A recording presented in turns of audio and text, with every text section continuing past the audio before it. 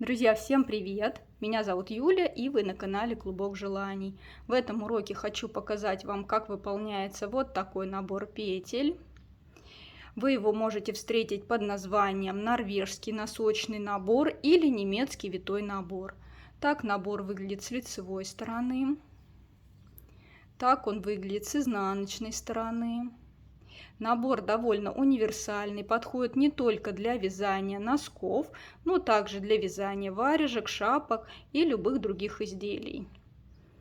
Наборный ряд получается довольно эластичный, хорошо тянется, не стягивает край изделия и возвращается в исходное состояние.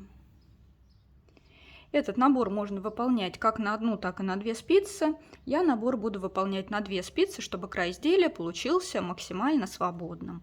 Как и при классическом наборе петель, отмеряем хвостик нити необходимой нам длины и укладываем нить на руку таким образом, чтобы короткий хвостик лежал на большом пальце, а рабочая нить, которая идет к клубку, лежала на указательном пальце. И хвостики ниток придерживаем тремя пальцами, вот так. Первую петлю выполняйте так, как вам удобно. Я выполню ее обвитием. Первая петля у нас готова. Теперь заводим спицы по 2 нити, которые идут к большому пальцу, и захватываем вторую нить. Вытягиваем ее к себе. И теперь через эту петлю нам нужно протянуть рабочую нить. Подхватываем рабочую нить, которая идет к указательному пальцу, и вытягиваем ее в петлю. Нить с большого пальца сбрасываем, хвостики ниточек затягиваем. Вторая петля у нас готова. Теперь все действия повторяем. Заводим спицы по 2 нити, которые идут к большому пальцу. Захватываем вторую нить, вытягиваем ее к себе.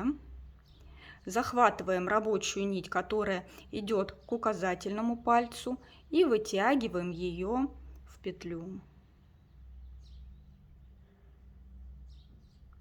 Снова заводим спицы по 2 нити, захватываем вторую нить, вытягиваем ее к себе, захватываем рабочую нить и вытягиваем ее в петлю.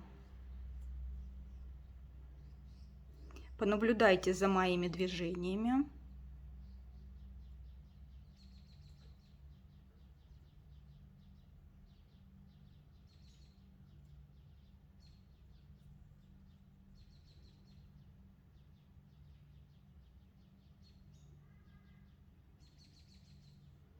Если вам так набирать неудобно, то можно набирать таким образом. Заводим спицы по 2 нити, захватываем вторую нить, выводим ее к себе и большой палец опускаем вниз. У нас получается вот такая большая петля, куда мы легко протянем рабочую нить. Захватываем рабочую нить и вытягиваем ее в петлю.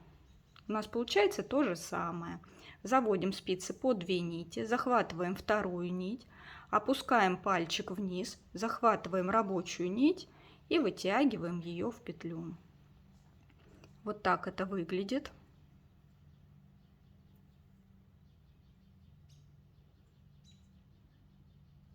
Итак, набираем необходимое количество петель. Мне на этот носочек нужно набрать 68 петель плюс 1 петлю для замыкания в круг. Я сейчас наберу 69 петель и покажу вам, как я замыкаю вязание в круг. Петли я набрала. Вот так выглядит наборный ряд.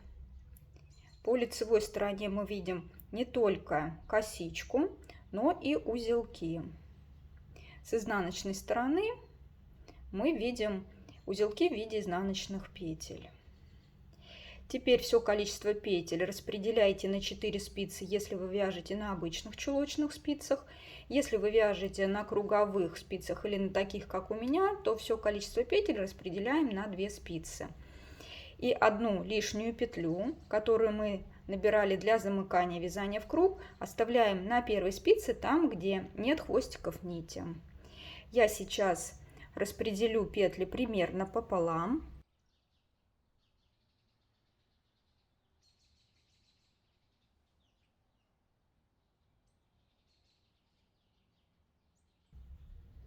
Проверяем, чтобы наборный ряд не перевернулся. Это лицевая сторона наборного ряда, это изнаночная сторона наборного ряда. Теперь первую петлю с левой спицы мы снимаем. Не бойтесь, она у вас не распустится. И переносим на правую спицу. А первую петлю с правой спицы растягиваем и набрасываем на эту петлю. Вот так. Хвостики ниточек хорошенько затягиваем.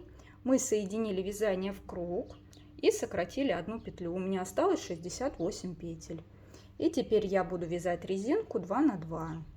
2 лицевые петли, 2 изнаночные петли. Я буду вязать носочек классическими петлями. Если вы больше любите вязать бабушкиным методом провязывания петель, то вяжите бабушкиным методом провязывания петель. Итак, вяжем резинку 2 на 2 той высоты, которая вам необходима. Научились мы набирать петли 4 разными способами для вязания носков. Далее вяжите резинку той высоты, которую вы хотите, а далее переходите к вязанию паголенка. Схемы вязания паголенка для каждого размера вы можете найти в описании этих носочков. Вяжите и носите с удовольствием.